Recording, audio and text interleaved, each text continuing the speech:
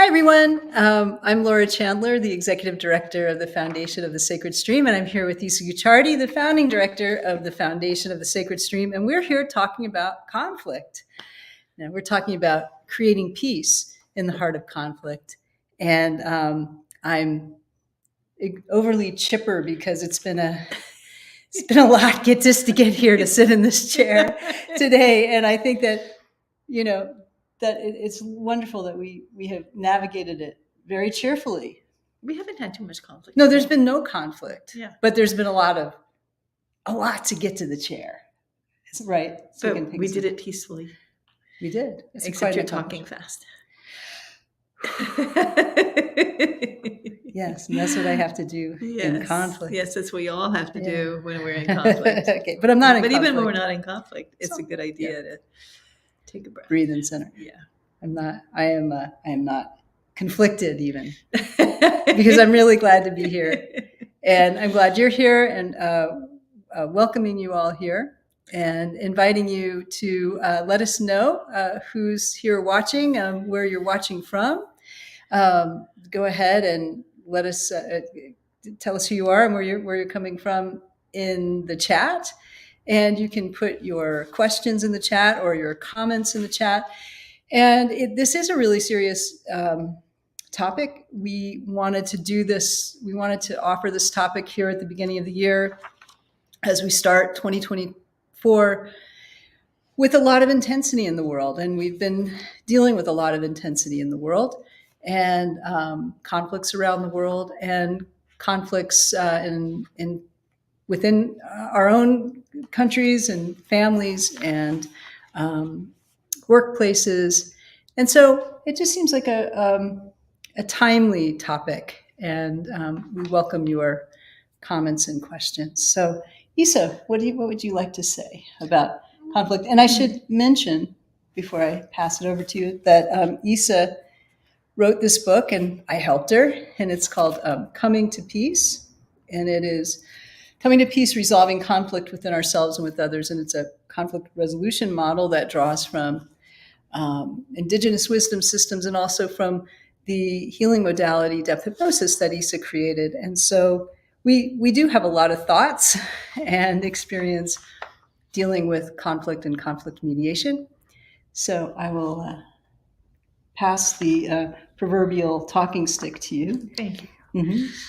I think that, top of everyone's mind is the cycles of revenge that are happening around the world right now, and the conflict that comes from them, and the way in which people are blinded by the desire for revenge and blinded by the desire to get even.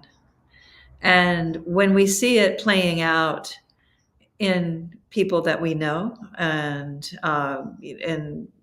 in our neighborhood, in our communities, it's always very distressing. You don't really, the kind of violence and the desire for revenge is very painful to observe. It's very painful to be caught in it.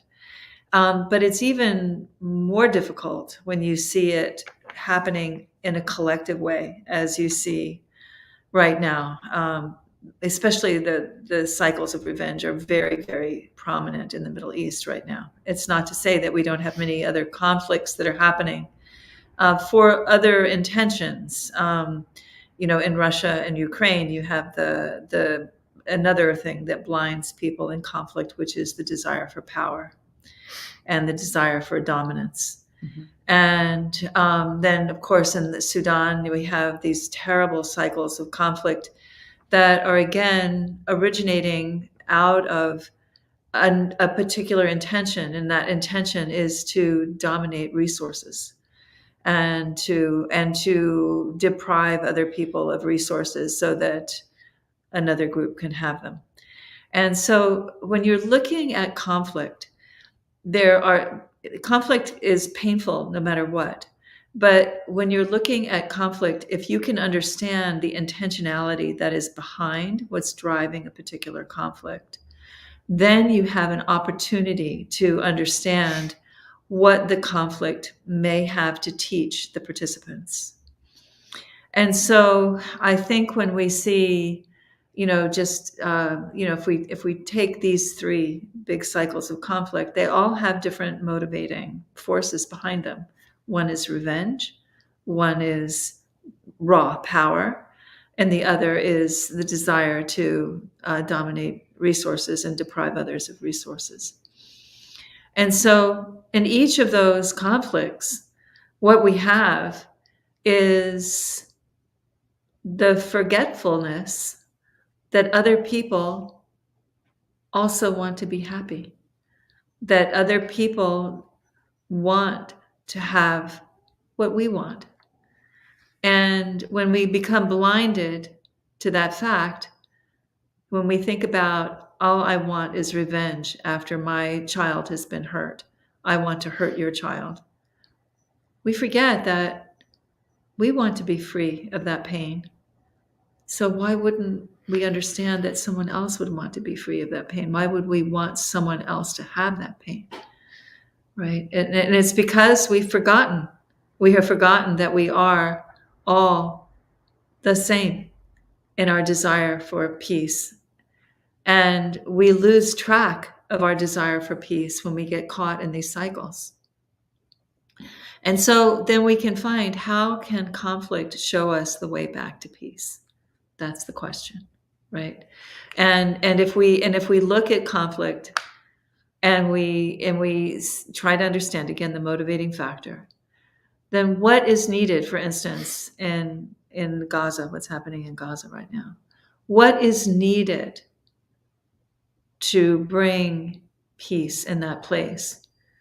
We have to understand the desire for revenge. Okay, so so we would break it down from there, and I can certainly do that here. But when you're bringing people to the table that are caught in the cycle of revenge, everyone has to want to learn, right? And it's hard when you're blinded by the pain of having lost something, and then wanting to inflict pain in order to feel some kind of agency or a sense of way of exiting the sense of powerlessness out of that place.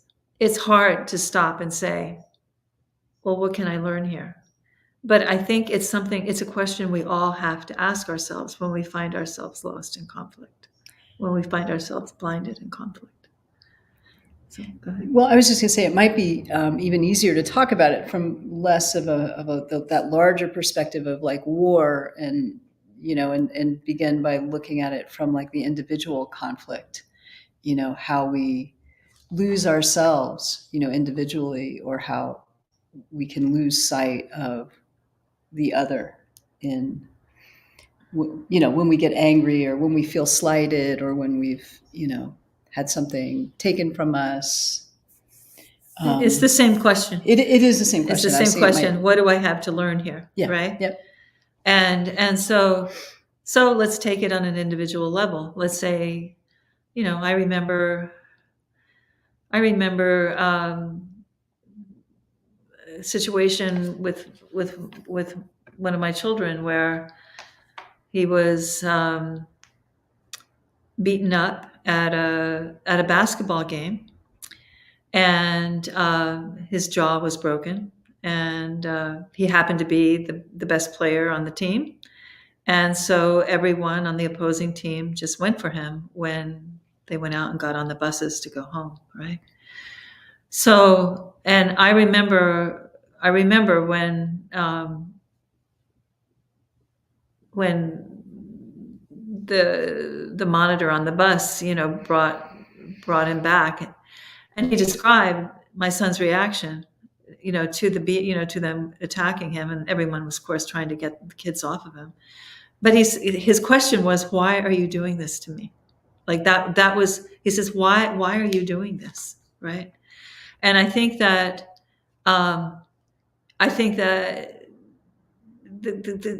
if you were to ask any of those boys that were, 12-year-old boys who were trying to break his jaw, why they were doing that to him, I think it would be. I think the answer would be somewhere in that, you have something I don't have, and I'm suffering because of that, and so I want to make you suffer, right? I think that's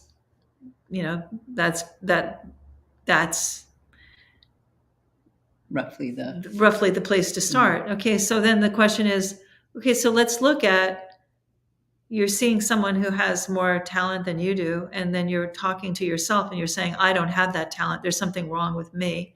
I'm not a good person if I don't have that talent. And so I don't like feeling this way. So now I'm going to make someone else feel bad because I don't have this talent. I'm going to make that person suffer for making me suffer because they're making me see that I'm not who I want to be, right?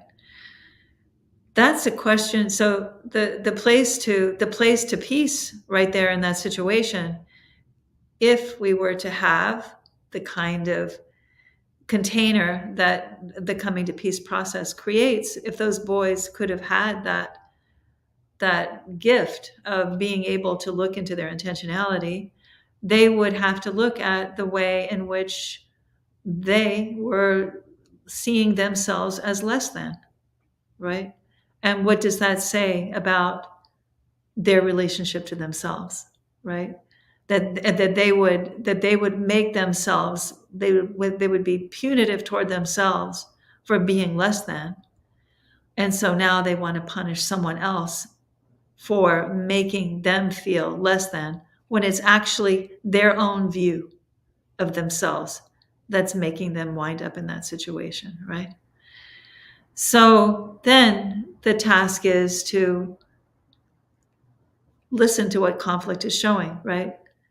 Conflict is showing the lack of self-care, the lack of self-love that is happening and within the attackers, right? And so then then we can take steps toward helping them appreciate different aspects of themselves, helping them uh, understand that being punitive within themselves is going to cause them to create harm outside of themselves and create more trouble for them. So the idea of making peace with themselves is going to help them in the long run so that they don't wind up down at juvie in front of a judge. Right.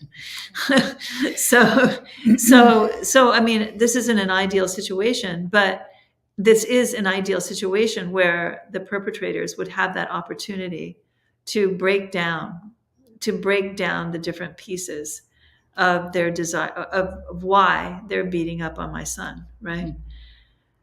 But if they have that opportunity, then they've learned something about themselves and they can take a step toward inner peace, which would help them then be less unpeaceful externally going forward and be able to step out of some desire for revenge when they see someone who has something more than they have, or be able to resist the internal negative self-talk that happens when they see, well, someone else has that thing and I don't, and now I'm bad and now I have to make them feel bad. They'd be able to stop that whole cycle if they could stop and say, okay, well, someone has this talent, but what are my talents, and what can I learn, by, and how, what can I learn by looking at my own talents and bringing them forward. Right. Yeah.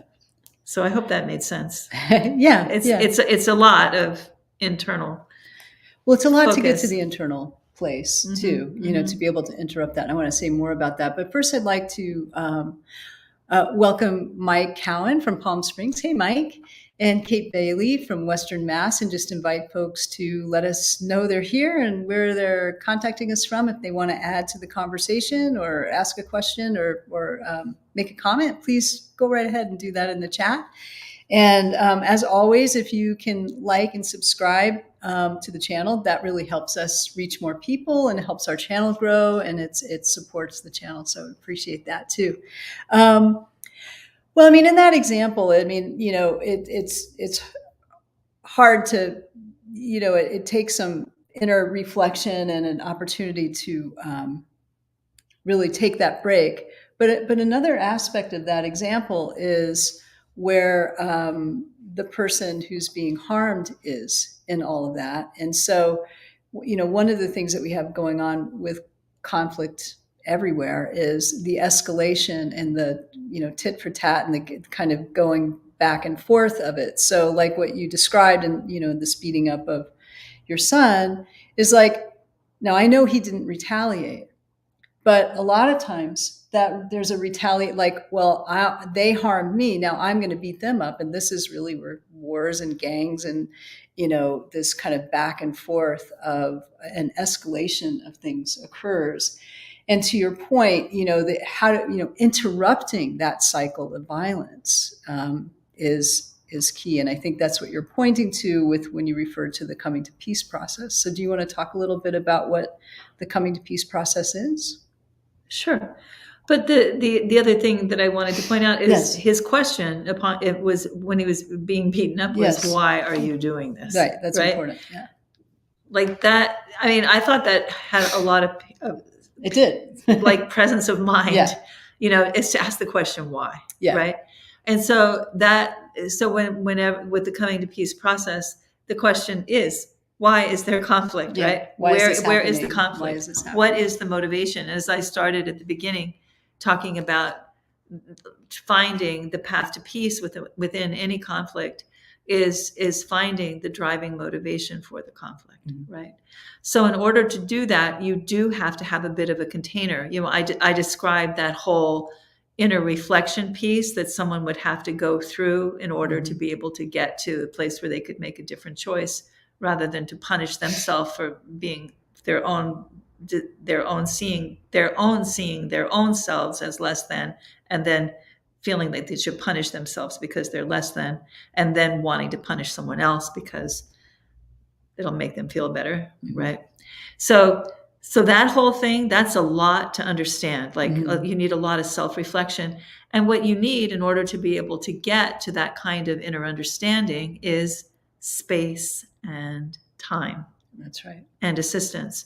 And so the coming to peace process provides that. And what it essentially is a coming together of the people who are involved in conflict with someone who can help ask questions about the conflict. Mm-hmm. And so you have some rules that are offered in coming to peace. That are sort of set out at the beginning that create that space. And then you have some rules that are set out that create that time for that kind of examination of the motivation behind the conflict, so that you can unwind it and see what the lesson is. And some of the rules that provide space are the agreement of all the parties involved that they will treat each other equally as they're trying to understand the roots of this conflict, and that they will express mutual respect, and that they will try to speak as honestly as they can about their own experience, and they will take as much personal responsibility, or they'll commit to trying to take personal responsibility, which is different from taking blame. It's just basically saying, this was my role. This is what I know about how and why I did this. And then treating themselves with compassion and treating the others with compassion. And you can see already the space that would create for someone who was beating someone else up because they felt that they were less than. If they could have compassion for themselves when they're feeling less than, that's already a big step. And them being able to talk about why they were doing what they were doing. And then there's tolerance, being able to tolerate other points of view, being able to tolerate listening to something that you don't necessarily agree with. Patience, which is always, I know for me, the biggest space creator there is. In all things. Yes. and the willingness to engage, like not just blowing it all off and say, oh, forget this. Again, you need that willingness to engage and enter into the space where you can discuss the conflict. And then one of the big aspects of coming to peace is a process where people connect with their own inner wisdom through a guided meditation. And so there's this willingness to make that connection and work with that inner guidance for understanding, to help understand. So that all creates the space for conflict to be observed in. And what creates the time is that everyone is sitting in a circle. And you've probably heard of this idea of a talking stick, where, from different traditions, where the person who's holding, indigenous traditions, where people are holding a stick and they pass it from person to person. And the only person who's allowed to speak is the person holding the stick. Now, this creates a lot of time, because if you've noticed in any conflict, most people are talking over each other, most people are interrupting each other, and most people are not listening to each other. So with that idea of the talking stick, where you have only one person allowed to speak at a time, and no one is allowed to interrupt. And if people do interrupt, they're asked to step outside the circle for a minute until they can enter in a more respectful way. And so then each person goes around and talks about their perspective on what has happened in the conflict. That's, usually you have everyone, you do several rounds of talking at the beginning. So everyone will say, this is what I believe has happened. This is what I believe has created the conflict. And then everyone listens. And then the facilitator asks the questions, and what is your response to each person's view of how this conflict occurred? And then you do another round of talking where you ask each person to give their reflection on everything that's been said up until that point. And then at that point, you would ask the question, do you see a path to some kind of resolution here of each person based on all of this? And, it goes on from there. And if you read the book, Coming to Peace, you'll see there's many case studies in the book where we've used this methodology to solve problems between community members, between family members, between, bosses and employees. And the amount of time it takes to get to at least some kind of mutual agreement to work toward peace, at least that, if not to a resolution, is not actually that long once you sit down and you create the container of the time and space for this kind of thing to happen in. Yeah, so often we're wasting so much time trying to avoid the conflict, or kind of fuming, being upset or angry, or thinking, getting somewhere else in our heads, without checking in with other people about what's actually happened or where they actually are. And so there's a lot that goes on kind of internally, where we start thinking of things that are part of the conflict that may not be. Right. So right. The communicating in that kind of a format is really helpful. Yeah. I think we have some questions that people have sent in beforehand about conflict, and I was wondering, do you want me to read them one to you, or do you want to read one to me? I've got them. I'm going to read them. Okay. All right. How very judicious of you and fair-minded to ask that question.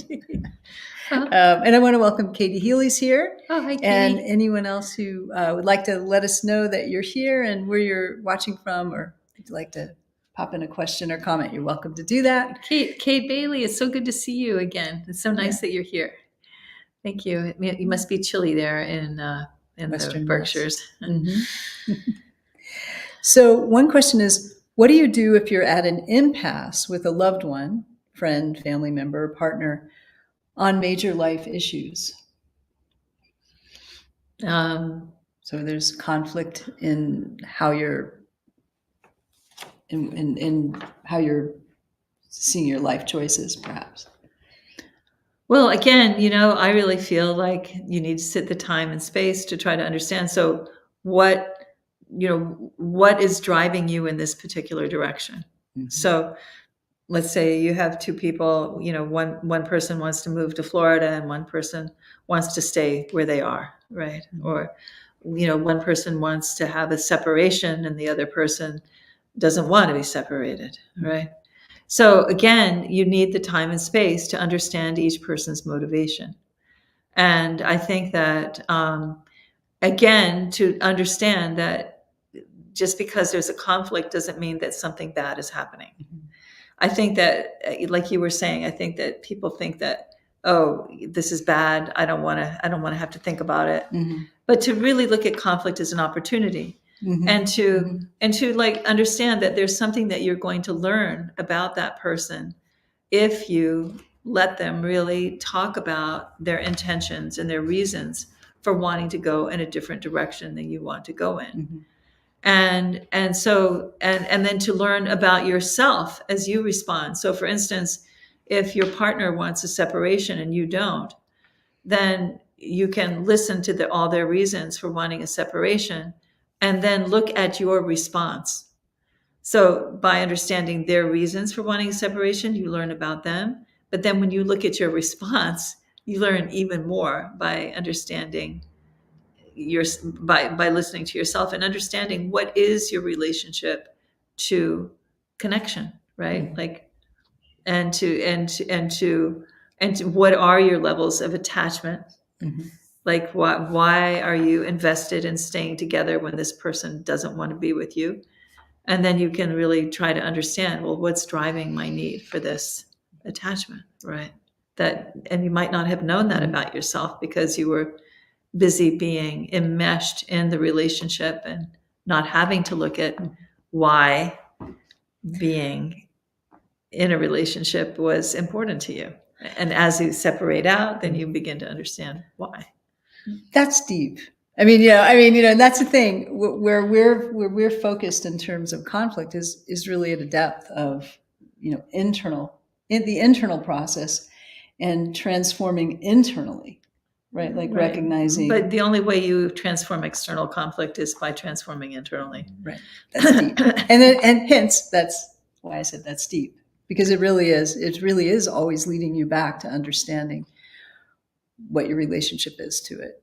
Yeah, I think that most people think that conflict is the other person's fault, right? Yeah. Or that the conflict is happening outside of themselves, and that they're just caught in it, and they're just trying to figure, they're just angry, mm-hmm. Like there's, but they're not understanding how their response to what's happening is actually what's creating mm-hmm. the environment for the conflict to either resolve or not resolve.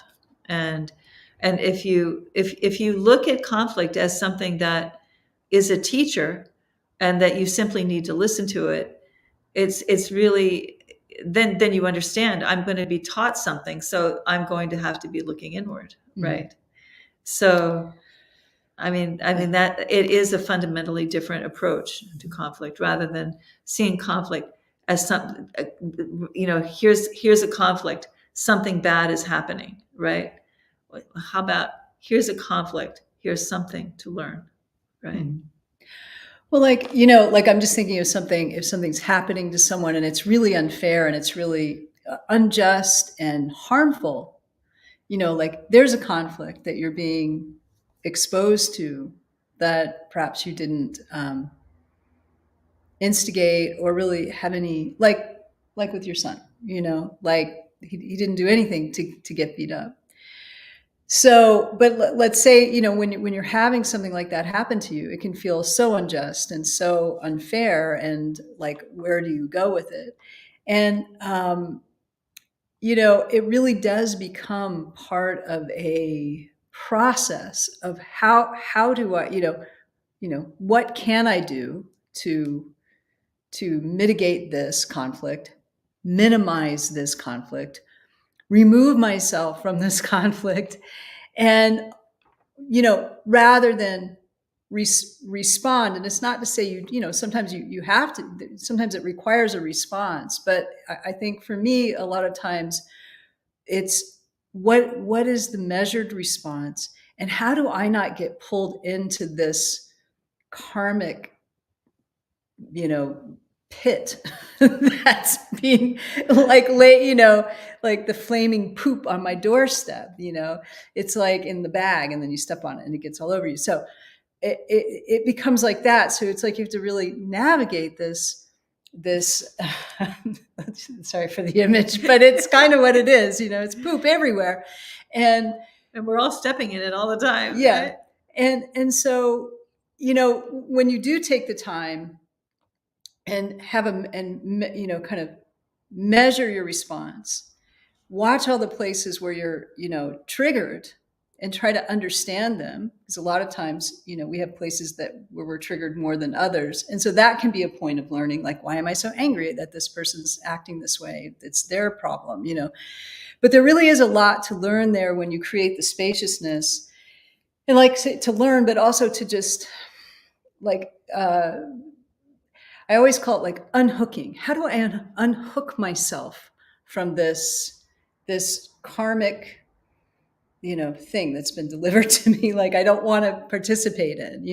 It may require me to deal with it on some level, but if I examine it and find the places where I'm like angry that it's unjust, it's like, okay, like I can work on that within myself, that I'm having this strong reaction to this injustice. It's like, yes, it's unjust, but I don't have to spin around it and try to figure out how I can, make it just, because then you get into this or you engagement. can listen. Sometimes anger, you've heard me talk about this before. Sometimes anger at injustice is appropriate. Of course, yeah. Right. And so, but you want to be able to figure out how to act correctly. That's right. That's right. And so there's I think. So how would you do that? How would you figure out to act? That's a question here. How do you figure out how to act correctly within that? When there's injustice? Well, when there's injustice, or I'll put it a different way. How do we find peace internally when there's injustice? Or, well, I think when something really unjust is happening, we have to try to understand. Of course, we have to, as you mentioned, deal with our with any kind of internal angry response, right? Mm-hmm. So, and to one of the ways that you can do that is use understand, okay, I'm angry because there's a violation here. Yeah. And the anger is informing me that there's a violation. So this is important information. And how can I take the force of my anger, not the negativity in my anger, but how can I take the force of my anger, which is what I'm using to try to put down a boundary to this injustice, and put down the boundary correctly. That's right. And so then the question is, well, what is the correct next step? And it really depends on the situation. So for instance, if you have a neighbor that's beating its dog, and the dog is squealing, and and you're upset, and you can't, there's this terrible injustice being done. How can you stand by? I mean, and this is a situation that has happened in my neighbor. And what I did is I went to the fence and I said, I'm going to call the police right now if you don't stop beating your dog. Right. Mm-hmm. So I didn't go over there and beat him up, and I would have liked to have gone. If I could climb over that fence, I would have tried to go save the dog, but I couldn't get over the fence. But by using the force of my anger, and I was very forceful in the way that I spoke. I wasn't angry. I didn't call him a jerk or anything like that, but I was very clear, if you continue to do this, I'm going to call the police. And, he was like, oh yeah, go ahead, call the police. And I said, okay, I will do that. And I dialed 911. He heard me dial it, and then he goes, oh, forget it. And then he threw the stick down and let the dog go. And I still called animal control, and they did visit him. And so, and that was a measured response. That was something that, but I used the force of my anger to try, to put down the boundary there with him, and then to look and see, okay, well, what other authority is there beyond us that can help enforce the boundary here? And that was the animal control. That was 911. And, that did resolve that situation, and that dog never did get beaten again, So, so there's an example. Yeah. Of using the force of your anger in a constructive way to put down a boundary and to look for reinforcements of how you can maintain that boundary without entering into the violence of the person who is perpetrating the injustice. Yeah. And it sounds like you were measured and thoughtful in that, and you weren't caught up in your own. I was pretty upset. I was really upset about the dog, but sure.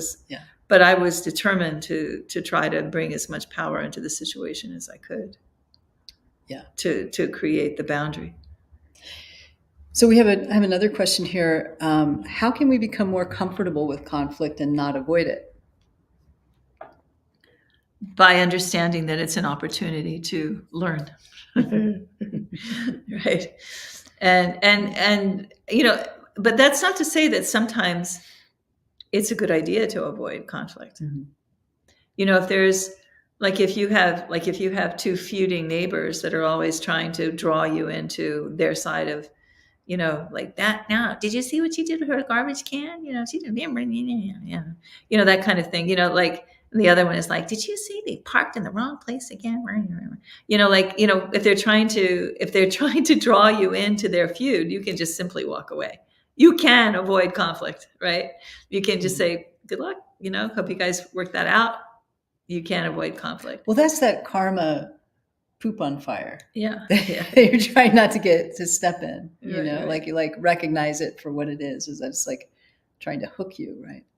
I think just trying to maintain peace as a general rule. I remember one time I was doing an interview in a podcast, and it was for my book, when my book Coming to Peace first came out.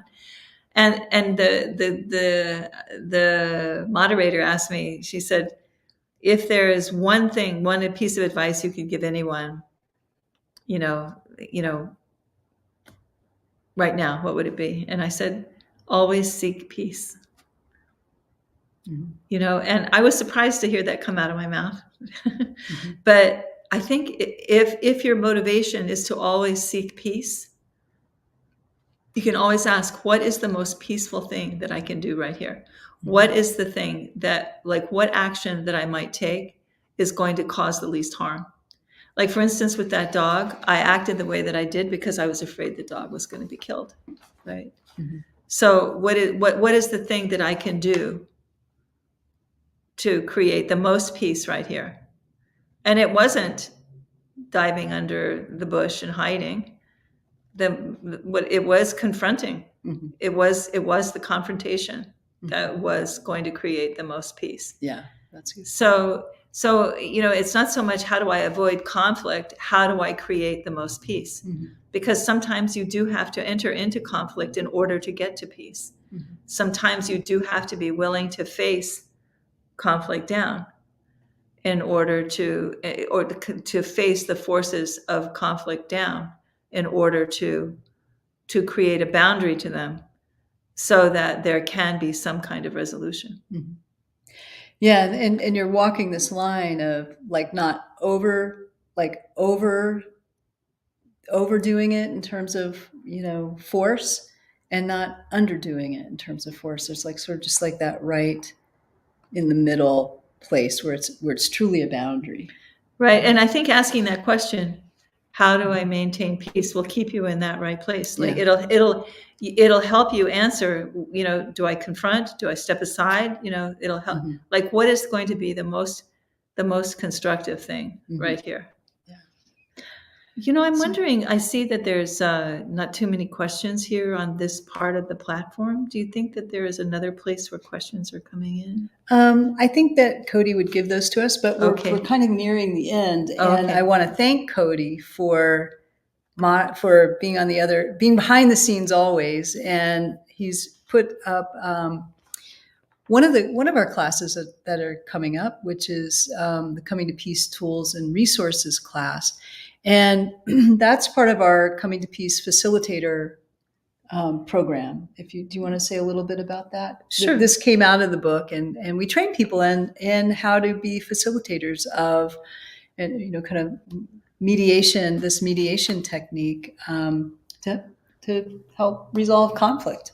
Yeah, we have there are two different certificates that we offer here at the Sacred Stream as part of our curriculum in consciousness studies. And the first level of certificate consists of two different classes. One's coming up February 3rd, and that's the Tools and Resources class, where you learn methods of connecting with inner guidance and helping people connect with inner guidance, and where you learn how to align yourself with your own wisdom in such a way so that when you ask that question, what is the most peaceful action here, that you have some kind of internal support for that question, internal answer that can come to you in that question. And then also just learning basic techniques of asking questions effectively. Mm-hmm. And I think that one of the, in terms of conflict resolution, one of the most important things to understand is how to ask a question and how to listen to the answer. Mm-hmm. And there's a form of inquiry that we have here in the Coming to Peace facilitation program, which is also part of a form of inquiry that we use in depth hypnosis, where coming to peace is used in couples and community resolution. Depth hypnosis is an individual counseling model, but also expands into relationships as well with the coming to peace process. And that insight inquiry is really important, because you have to listen carefully to what someone has said, and then you ask a question. Only you ask questions based on what that person has said, so that you can hear, so that they can hear what is in their own statements. And so it's very different from giving advice or giving counsel or something like that. Or simple reflection. Or back, simple reflection back. Back. So the Tools and Resources class is packed with tools and resources. Yeah.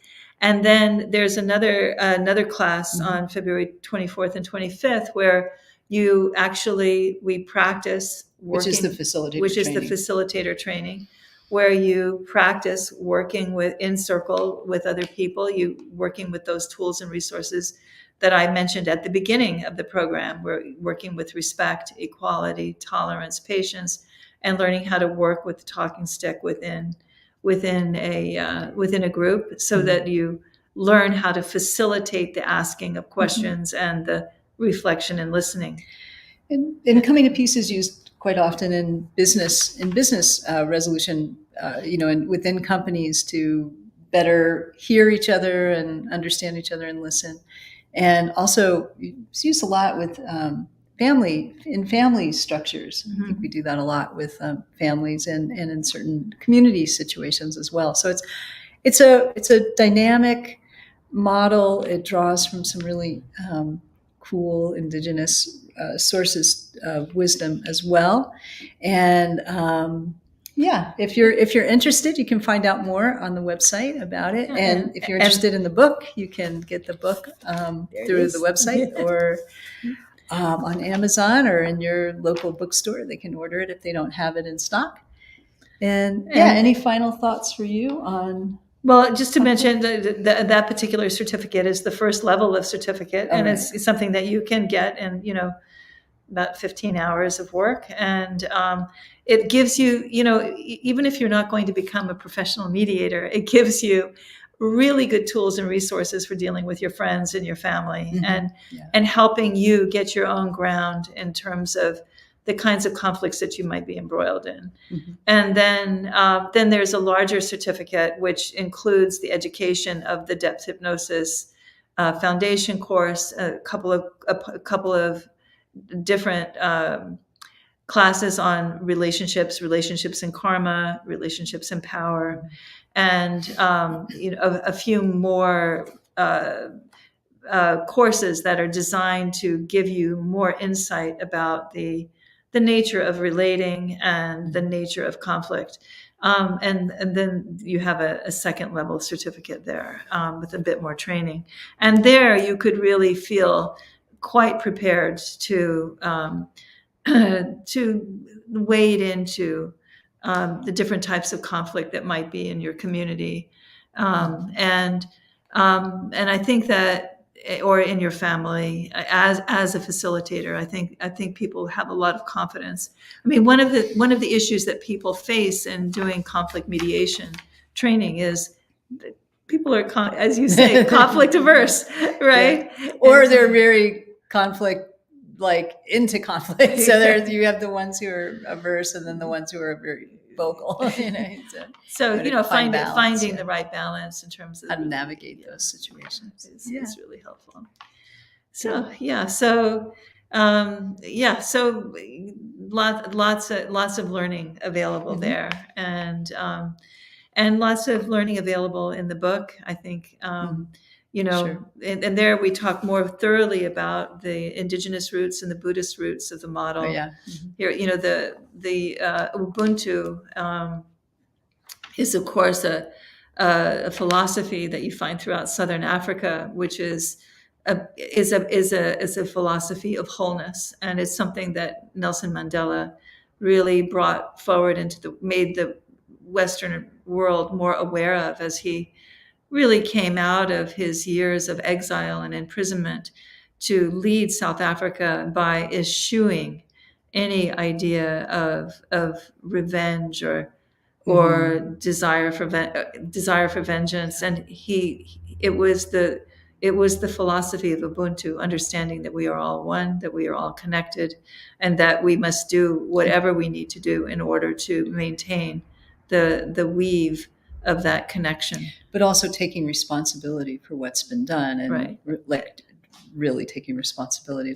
And that's how you do it. You get everyone to take responsibility and to listen to the effects of their actions.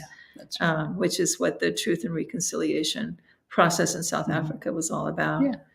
And then there's also the Haudenosaunee, the Iroquois League peace processes that were developed in the 1700s to deal with 1600s to deal with all of the blood wars, of blood feuds that were happening among the Native Americans, the Algonquin, the Haudenosaunee people of the Eastern Seaboard. And so there's very rich process that actually informed George Washington and Benjamin Franklin in forming the Constitution.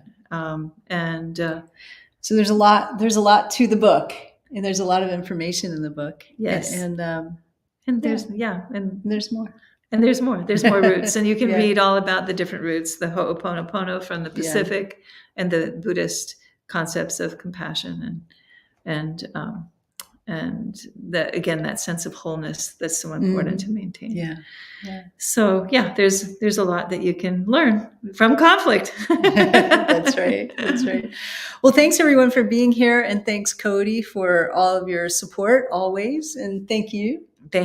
And until the next time, thank you for editing this book so beautifully. I just want to thank you again. You're welcome. Laura is a beautiful writer.